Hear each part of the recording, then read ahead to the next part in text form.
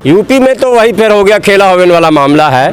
अभी प्रतीक्षा कीजिए, इब्तिदाई इश्क में रोता है क्या, अभी स्थिति स्पष्ट नहीं हो रही है।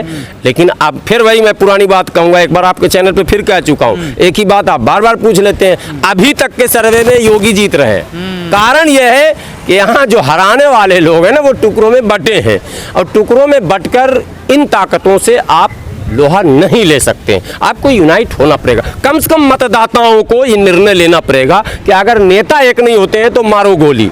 हमको एक हो के कोई प्लेटफॉर्म तैयार कर लिया जाए। और जैसे बंगाल में आपने देखा, नेता तो लड़ रहा था, कांग्रेस लड़ रही थी, इतना बड़ा गठबंधन। भाई सीपीएम जो 25-26 साल सत्ता में रही बंगाल में, भाई उसको आप हल्के में क्यों लीजिएगा।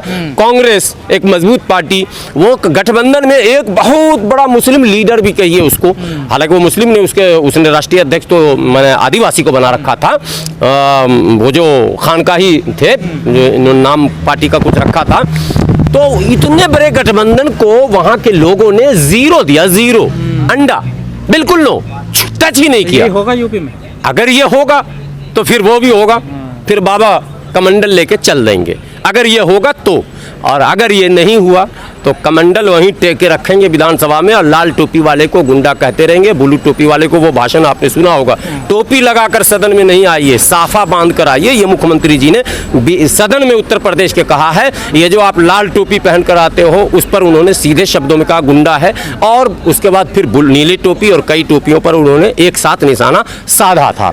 तो वो चीज़, अगर मुक्ति पाना आप चाहते हैं इन चीज़ों से, तो भाई आपको यूनाइट होना पड़ेगा। लीडर यूनाइट हो, ये अभी फिलहाल संभव नहीं दिख रहा, लेकिन जनता अगर यूनाइट हो जाएगी तो खेला हो जाएगा। जब मुद्दे से ध्यान भड़काना हटाना होगा तो इसी तरह की बातें आती रहेंगी, चाहे अलीगढ़ का प्रधानमंत्री जी का संबोधन हो या कुशीनगर का मुख्यमंत्री जी का संबोधन हो। अब जितने भी भाषण होंगे अब से लेकर चुनाव तक, पूरे चुनावी सभा में, यूँ समझो कि चुनाव का बिगुल तो बज ही गया, और जो भी सभाएं अब हो रही हैं वो चुनावी ही हो रही हैं। तो चुनावी सभाओं में अब जो भाषण होते हैं वो चुनाव को लक्ष्य बनाकर ही किए जाते हैं। भाजपा को पता है कि हमें महंगाई पर, बेरोजगारी पर, क्या कहते हैं, किसानों के मुद्दे पर, जो कृषि बिल है उस पर, किसान धरने पर क्यों बैठे हैं उस पर ओपन मंच से डिबेट नहीं करना है। मॉब लिंचिंग हो रही है, बलात्कार की घटनाएं बढ़ रही हैं, कई तरह की समस्याओं से देश जूझ रहा है। और कोई अगर बोल दिया कि मुझे इस देश में डर लगता है तो उसकी खैर नहीं, और जो बोल रहा था कि डर लगता है, योगी जी ने अब्बाजान बोल भी दिया, तो समाजवादियों को क्यों दिक्कत हो रही है, क्यों? नहीं, देखिए समाजवादी को दिक्कत है या नहीं है वो तो उनका मैटर है। आम जनों का ये मानना, योगी जी ने क्या कहा, पूरे भाषण को आप चलाइए ना साथ में। योगी जी ने कहा कि मेरे आने से पहले, यानी 2017 से पहले, जो भी गरीबों का राशन आता था, हिंदू गरीबों का, वीडियो को फिर से देख लीजिएगा, मैं सुन चुका हूँ, वो अब्बाजान खा जाते थे। तो सवाल अब उत्तर प्रदेश के उन गरीब हिंदुओं से मेरा सवाल है कि क्या वाकई 2017 से पहले आपको राशन नहीं मिलता था? किसी कीमत पर समाजवादी को वोट मत डालना, मोदी योगी जी ही को डालना। और अगर राशन मिलता था तो न सिर्फ वोट डालना, बल्कि योगी जी झूठे हैं, प्रोपेगेंडा करते हैं, गलत भाषण करते हैं, तथ्यहीन आधारहीन बातें भाषण में करते हैं, ये गली गली में चिल्लाकर आपको कहना होगा। ये हिंदू गरीबों से बात कर रहा हूं मैं, ठीक है, चूंकि उन्होंने शब्द इस्तेमाल किया है। बात अब आप फिर से भाषण सुनिएगा, आप उसको दोबारा इत्मीनान से पूरे भाषण को सुनिएगा। उन्होंने इस शब्द का प्रयोग किया। एक मुख्यमंत्री के मुंह से या प्रधानमंत्री के मुंह से क्या ये शोभा देता है कि हिंदू को नहीं मिलता था तो मुसलमान को नहीं मिलता था? एक तरफ तो आप तुष्टीकरण का आरोप लगाते हैं कि सपा ने या कांग्रेस ने या बसपा ने मुसलमानों का तुष्टीकरण किया, ये आरोप भाजपा लगाती है।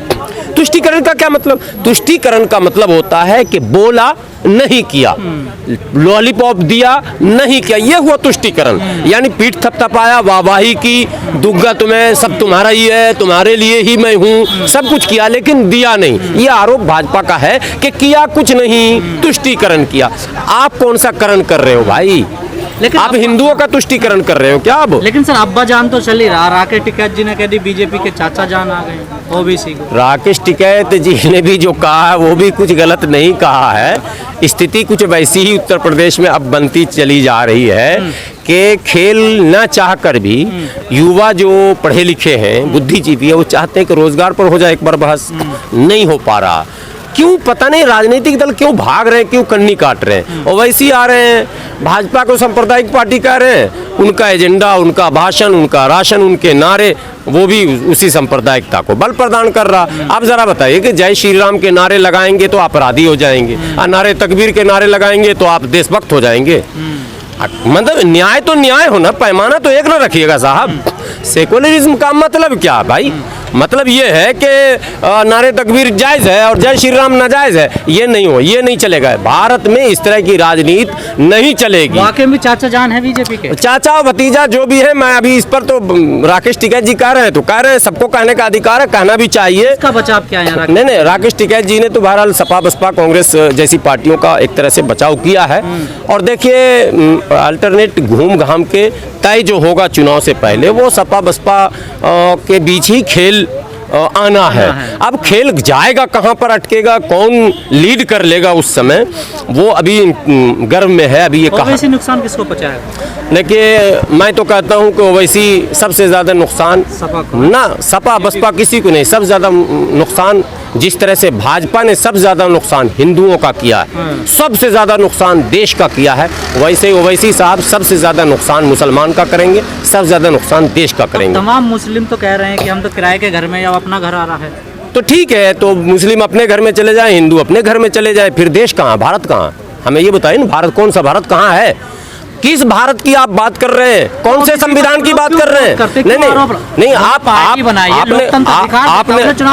आपने कहा ना कि ओवैसी साहब के लोग कह रहे हैं या मुसलमान कह रहे हैं कि हम अब तक किराए के घर में थे, अब हमें अपना मकान मिल गया। तो हिंदुओं ने भी यही कहा कि भाजपा हमें अपना मकान मिल गया है, ठीक है। दलितों ने भी कहा बसपा अपना मकान मिल गया। भारत कहाँ है? उस भारत को ढूंढिए ना, भारत आखिर है कहाँ? किस भारत की हम बात करते हैं? हम किस संविधान की बात करते हैं? किस समाज की बात करते हैं? किस लोकतंत्र की बात करते हैं? हमें ये भी तो सवाल पूछना होगा। गुलाम सरवर यही तो पूछ रहा है कि अगर आप भारत की बात करते हैं तो आप डर क्यों लगता है लोगों को? क्यों, किसको डर लगता है? उन्होंने पार्टी बनाई है, लड़ने के लिए बनाई। लोकतंत्र सबको अधिकार देता है, लोकतंत्र सबको अधिकार देता है, ओवैसी साहब को लड़ना चाहिए। लेकिन हमेशा मैं ये बात कहता हूँ, ओवैसी साहब ही नहीं, गुलाम सरवर को भी लड़ना चाहिए, गजेंद्र जी को भी लड़ना चाहिए। तमाम लोगों को अधिकार है। यही डेमोक्रेसी है ना जिसके लिए आप कहते हैं कि हमको भी अधिकार है। अधिकार तो संविधान में ना साहब, अधिकार धर्म में आपके नहीं है ना। धर्म का मुद्दा आप अगर लाते हैं तो अधिकार नहीं होता, बल्कि वो मैंने डिवाइड होता मामला। भारत में अधिकार की बात जहां आप कर रहे हैं मंच पे, वहां संविधान के अनुच्छेदों का उदाहरण हवाला दे रहे हैं, ठीक है। उसी संविधान को बचाने के लिए हिंदू, मुस्लिम, सिख, ईसाई, जैन, पारसी सबका एक होना जरूरी है। अगर आप पिछड़ा सबको देश के बारे में आप नीति बनाए, देश के लिए नारा बनाए, देश के लिए नाम रखें, देश के लिए नाम रखते हैं इत्तेहादुल मुस्लिमीन, उधर विश्व हिंदू परिषद और बजरंग दल, वो ये नहीं चलना चाहिए। ये चलेगा भी नहीं ज्यादा दिनों तक। कोई सोचता है देश के बारे में?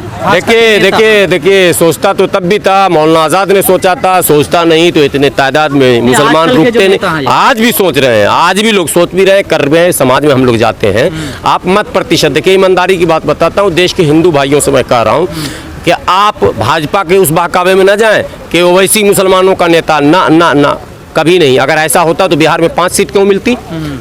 मुसलमानों के बल पे 55 से 60 सीटें बिहार की जीती जा सकती हैं, तो कम से कम 20 ही जीत लेते। 20 बंगाल में तो कुछ नहीं। बंगाल में मुसलमानों के बल पर कम से कम 80 से 90 सीटें सिर्फ मुसलमान जिसको चाहे उसी को जिताएगा। ये बंगाल की बात बता रहा हूँ। ओवैसी साहब तो 0 पे आउट हुए हैं। तो महाराष्ट्र में 15 से 20 विधानसभा सीटों पर मुस्लिम वोट बिल्कुल प्रभावी है, मतलब जिसको चाहेगा उसी को जिताएगा। और फिर गठबंधन अगर हो जाए तो बल्ले बल्ले। लेकिन सब कुछ होके भी एक विधायक क्यों जीतता है इनका, एक सांसद क्यों जीतता है इनका? बातों को समझिए। इसका मतलब है कि मुसलमान मुस्लिम अपना नहीं, बिल्कुल नहीं। मुसलमानों ने स्वीकार न किया है, न मुसलमान इस तरह की राजनीति को स्वीकार करेगा। क्यों करेगा? धर्म की राजनीति का हम विरोध करते हैं। देखिए, डेमोक्रेटिक सेटअप में जब तक सबकी बात नहीं करेंगे, तब तक आप डेमोक्रेसी के साथ बेईमानी कर रहे हैं, गद्दारी कर रहे हैं। जिस संविधान की आप दुहाई दे रहे हैं, आप उस संविधान को एक तरफ से धोखा भी इसका मतलब दे रहे हैं। ये नहीं चलेगा। जो बंगाली लोग बोलता है ना, ई नो चलबेन, बिल्कुल नहीं चलेगा। दो मुहा काम नहीं होगा, इधर कुछ ऐसा नहीं चलता। आप सबकी बात कीजिए ना, मतलब किसान आपके लिए मुद्दा नहीं, जवान आपके लिए मुद्दा नहीं, बेरोजगारी आपके लिए मुद्दा नहीं, सड़क आपके लिए मुद्दा नहीं, बिजली, अब हिंदू मुसलमान मुद्दा है। मतलब देश हिंदू मुसलमान से चलेगा क्या? देश में बिजली नहीं चाहिए, पानी नहीं चाहिए, सड़क नहीं चाहिए, अरे वो यही दोनों तरफ ना अंधभक्त है भाई। तो यही तो मैं कह रहा हूँ, इन तमाम अंधभक्तों का बाज़ाब्ता आई सर्जन के द्वारा ऑपरेशन होना चाहिए। और जो लोग धर्म के नारे को बल दे रहे हैं, ए श्री राम, ए नारे तकबीर, देश ऐसे नहीं चलेगा भाई। लेकिन भारत है, घबराने की जरूरत नहीं है।